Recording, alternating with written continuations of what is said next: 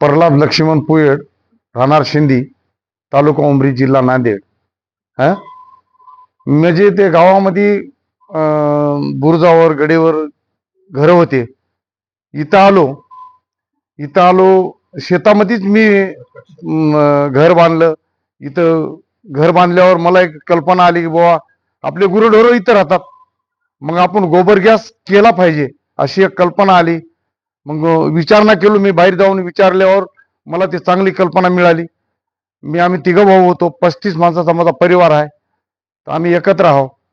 तर त्यावेळेला मी तीन 8x8चे 3 प्लांट बनविले आणि प्रत्येक प्लांट मध्ये 3 दिवसाला एकदा आम्ही 25 ते 20 किलो शेण टाकतो, 3 दिवसाला एकदा.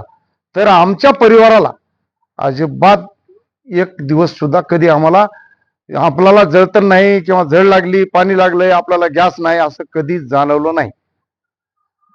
आता जवळपास 15-16 वर्ष झाला आम्ही इथं आलो. 15-16 वर्षात आम्हाला कधी एक दिवस सुद्धा आम्हाला कमी पडलं नाही. काय सांगाल आता जनतेसाठी? आता जनतेसाठी बघाव, विचार कराव. आपल्याकडे डोरा आहेत, आपण कनिष्ठ शेतकरी व्हा. शेतकऱ्याला ढोराशिवाय विलाज नाही.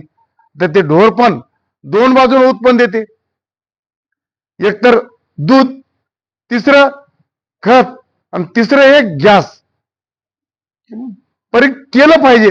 तुझं आहे तुझ्यापाशी, जागा चुकलाशी म्हणलं. आता चुकून कुठं कोण्या देशाकडे बघायचं नाही.